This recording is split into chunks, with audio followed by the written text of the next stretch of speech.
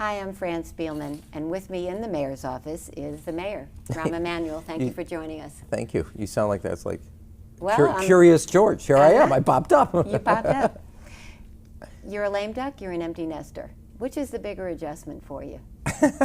Well, first of all, on the latter one, you're wrong. On the first one, as it relates to being an empty nester, and we'll come back to both of these. On the empty nester part, it is an adjustment. It's a little, it's quiet on the second floor of the house. On the other hand, I talk to the kids every day, as does Amy, and so, there's an adjustment, when you're at the dinner table and there's 5 chairs and only 2 of them are occupied.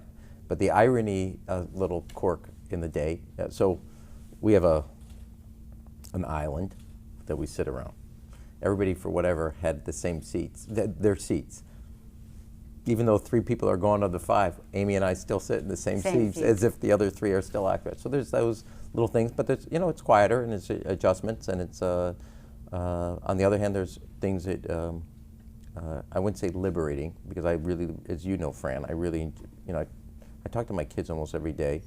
I wouldn't use the word liberated, because I love them. I love the fact that they have become the young adults you want them to be. I miss them. On the other hand, I try to remind myself when I miss them that you raised them for this moment of independence, and they're succeeding at it, and so you should take a little nourishment from that. And the lame duck part, I mean, is it a free at last thing, or is it a melancholy thing? What is it like? No, I don't. Well, first of all, I don't. Well, that's not what the word it connotes, so I don't buy it. I'm not quacking or anything. No, but no. My phone does. But I'll be the judge of that. So no, I think. Look here. I mean, real quickly, the first test was a vote I had on e-cigarettes, and we passed it 24 hours overwhelmingly. Were you surprised by that? No. Well, let me answer your first question. We'll get to because, and I believe that this budget will pass. We've never not passed a budget, obviously, but never had it to struggle. And the other thing is, Fran, in 7.5 years, never lost a vote. And so I don't buy that. And second is, as I said, and all the aldermen know it, and the city knows it, I'm going to run through the tape. I've never been, as you know, patient. And I have the sense of urgency to get work done. And I have a moral commitment both to the public and to my successor to leave the city better off and in a stronger position than the day I've walked in on. On some of those, we have really made a lot more progress, and others, sometimes we've made a little progress. But the $10 billion pension borrowing, where wait a second. You asked a question. Okay. We're going to put a period at the end of every answer. So I don't think the aldermen know me. We've worked all of us have worked together for 8 years. They know I'm not going to rest, and you know that too. And so when you use that, it's not an accurate characterization, not only of my mindset, but even we have a vote, we have a test, e-cigarettes. Okay, that was an easy one, but the $10 billion borrowing Fran, would not be. Let me say would this. not be. I mean, I got it, but let me say this. Taking on the tobacco industry, which I've done my whole life, has never been easy. If it was easy, somebody else would have done it. Number 2, as it relates to, I'm going to continue to confront issues. If you look at my tenure, you'll make your own judgment. Other people will. There'll be a lot of people, not only today, going forward for a long, long time. The one takeaway is we've never walked away from a challenge. I never asked for a report and then just put it on the shelf. Sometimes on a lot of issues, big and sometimes very little, but we've always confronted challenges regardless of the political risks. As it relates to other issues coming forward, I'm going to continue to deal. I'm a mayor for all 8 years, not 7.5. That is my mindset, that is my approach, and that is the way I'm going to make sure everybody in the departments approach things. But on the borrowing, right now, interest rates are rising, and it is controversial. Are you going to pursue it? Would you have the votes to get it through? Think is about it a savings? I think what you should think about it is the way I'm going to approach it. First and foremost, and I hope, because this whole interview is about the budget, we can eventually talk about it. One is I'm going to deal first with the budget. I will, before the end of the year, address the issue of pensions. And will it be the borrowing or something else? I'm going to address the issue of pensions, and you'll just have to wait for that. Is there an alternative to the borrowing? Again, for the third time, Okay. this will be the final way. All right. Here's You're not going to punt this one to your successor. So let me say this. Since day one, I told not just you but everybody, Fran, that we had the annual operating budget and then also the pension challenge. I've approached them sequentially, and I'm going to continue to do that as I'm doing even on my final budget. So it's been consistent since day one because it's the right way to do it. Now, the Laquan McDonald episode was for you in some ways like 9/11 was for George W. Bush. It changed everything about the second term. It really defined it. It changed everything for the police department, and it will for a long time. What are your biggest concerns about the consent decree, how long it might last? You know how long it took to get out from under Shachtman. What are your concerns? Well, there's a second. You didn't look. We continue to, even with the reforms. So let me get to the reforms part. But there are things that we've done on education, things we've done on the economy, et cetera, that are lasting, like the airport, that will last way beyond my term, and not just those issues. The issues related to CPS, the improvements in our graduation rate, and more importantly, the universality of post-high school education planning. That all happened in my second term. Those are two examples, but there are other things. As it relates specifically to the consent decree, I fundamentally believe and approach this, and it's not just me, but the superintendent and his leadership team, because we meet weekly. In 100 years for the city, other mayors have tried to make changes to the police department, 7 separate times. I believe this one will be the one that lasts and stands the test of time. One, we have a monitor and an outside court. And I think it's parallel as the mayor that actually saw the conclusion of the Shachtman decree, reforming our hiring process, professionalizing it, ripping politics out of it. That having started, and I've seen the success of not only the rules, but the change in the culture. There's lessons to be drawn on what we've done around Shachtman, in the same way the changes at the Park District around Shachtman. There are lessons to be drawn for the reforms to the police department. There have been other efforts that I think have been sincere, but they've never actually had kind of an enforcement backstop, which is what a judge does, what the monitor does, and the blueprint in seeing through the plans, the whole changes that the Obama Justice Department recommended. So I think that we have the right kind of ingredients. We have the right leadership, which is essential. And we have the right kind of what I would say, it's probably not a great way to say it, but the backstop of a federal judge and a monitor. How long will that take, do you think? Fran, you know that I couldn't. It's going to go on for years. It always does. Well, let me say this. I don't totally buy that, but I don't have the answer. So that's the honest truth. And the reason I say to you, I don't. I had stuff on the budget, but since we haven't talked about it yet,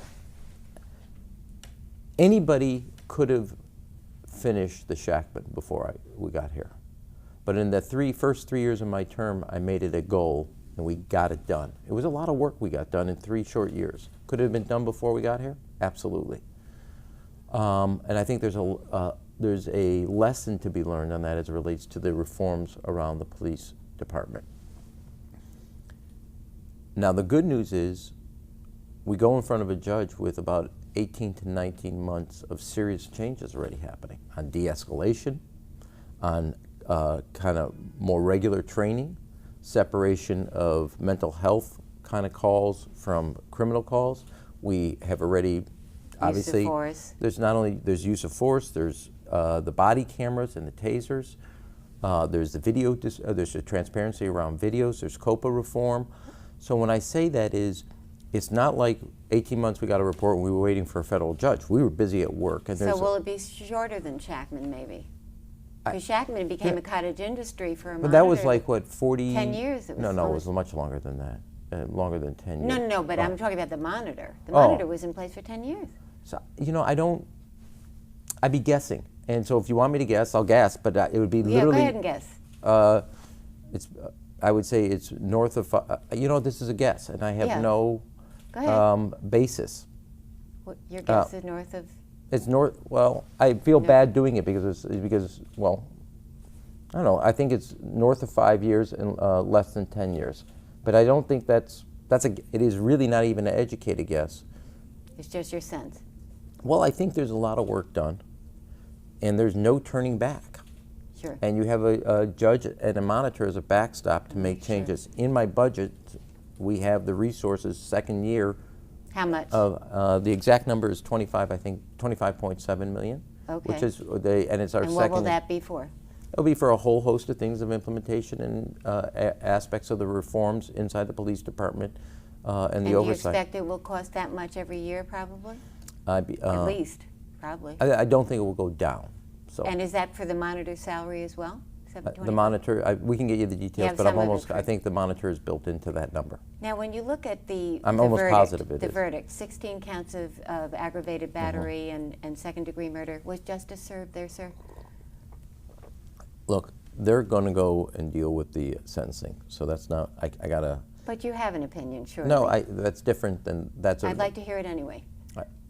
I know, but I have to have a respect for the criminal justice system. It's done already. Not totally. Their work is done, or almost. Our work is not. And the way I approach it is more important for you. And that is the work that we were just talking about, Fran, as it relates to the implementation of reforms. So people, and let me say this, people are proud of and I know for a fact, are proud of the police department. I see a lot of cooperation and collaboration, but we're not done making sure that everybody has I understand, but can I get you to weigh in on the verdict? No. Do you think justice was No, done? I'm not. Okay. No, because my focus is on the learning from what happened. They're and not. making a I change. mean, you could do both if you wanted to, but That's true. you're not going to. Okay. And when you look back on the episode, do you say what things do you wish you had done differently in the Laquan McDonald? I mean, the tape. Talk about it. Well, Fran, you know this. I mean, you've covered it and you've said it to me privately, so I'll say it. We had a policy as a city, like every other city and like every other mayor, that you never let the video out because you didn't want to taint any of the recollections of the witnesses. Once the judge made a ruling, we didn't fight it. Okay, but should you we've got it out. have what? What should you have done different? Well, I think, look, everything is, you said it in your own story last week. Rod Sawyer said it. There was no politics that played a role here in any effort, and we had a process in place, and that process went forward like it had in every other instance, but it didn't work in this situation. And then the question to me is, what are we going to do? I went down to City Council, unlike any other mayor, not only in Chicago's history, anywhere in the country, and addressed the fundamental issues, and then took it as a cause to not only impanel a task force. We worked with the Justice Department, and now going forward. But you wish, as mayor, you had questioned the longstanding policy and said, in this case, it doesn't Well, work. I mean, I think obviously, I mean, you had not only here, I want to put this, I know you guys always like to say something about Chicago. Look, every mayor and every corp council and this was a set of policies that had never been questioned. I think if you were honest to yourself, and not everybody was honest, what this showed is a lot of weaknesses, not just in the police department. I remember, Fran, downstairs, when we did the settlement, I got all these questions. Nobody asked me questions. There were 2 questions about could we afford it, not about what happened, by journalists. Okay. So wait, no. But when you look in the mirror at night, you say Fran, to yourself, gee, I wish I had what? Fran, when you look in the mirror, let's do this. So what I'm going to say to you is, no, don't give me that. Wait a second. I am the mayor, therefore I'm responsible and accountable. I think actually if you were honest. Nobody asked enough questions. Nobody. All of us in the city. I'm the mayor, so nobody else gets, I'm the big dog, I get it. Go back at that press conference. I got all the questions were about Burge, except for 2, if I remember correctly, which were about the amount of money and could we afford it. Not about what happened, why is it? And the day before, or a couple days before, Steve Patton, the Corporation Counsel, had testified to everything as Sawyer in your own story a week ago said there was no politics that played a role here. And so my point here is The city, the systems were all shown to be asleep, that we had gotten into a pattern over 30 to 40 years of just following and not asking. I take responsibility. I'm the mayor. I don't think I've shirked that responsibility, not only going into city council and speaking in a way that's never been spoken before by any mayor, even across the city, when things have happened in other cities. They haven't done that. Then impaneled the task force, and my real energy is about what do we do from here so this never happens again. Now to Fran, even after that press conference, that issue was around for 7 months. Nobody in the press asked, or only one reporter, one journalist, works at your paper, Mary Mitchell, raised questions. Now, so in fairness, all of us have a role. All of us actually were asleep at the switch. And I take my responsibility, and I've actually think I've taken this charge to make fundamental, lasting change. And that's the charge I have to, as a mayor, to not have another mayor come and say, there were over 120 years, there have been 8 attempts and they've never worked. To really get this and make it a lasting reforms that not only are a set of rules. When you look at Shackman, the reason the judge let us out is not just the rules, but the culture had changed. My goal here is to get the rules in place and ingrained in a way that the culture of the police department is also changed for the better and for the good. And that's, so when you reach back, and we collectively, as a city, as those responsible for the future of the city, the real question is, have we made the changes that put us in a better place for the future? And I think we're on that course now, and actually, I don't think we're ever going to be able to get off of it. Are you worried about police officers? You yourself had talked about them being in the fetal position a couple of years ago. Are you worried now that there will be retirements, that they'll be afraid, given what the president of the state FOP said? Well, the short answer is no, but it's something I work on with the superintendent and the first deputy and the leadership every day. I think the good news is we have a leadership that the rank and file trust. We have a leadership that's very much in touch because the patrol officer is the backbone of the police department, and they all grew up through the ranks.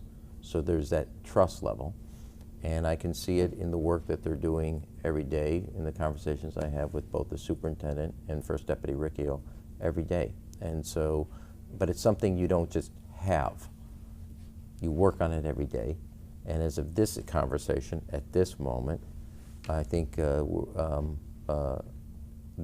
are doing well with the focus of the rank and file. And remember, I don't have the exact numbers, but a lot of the officers that make up the patrol are a lot. I don't have the exact number, but are recent graduates, and recent being in the last 3 or 4 years. So they're part of something that's already new anyway.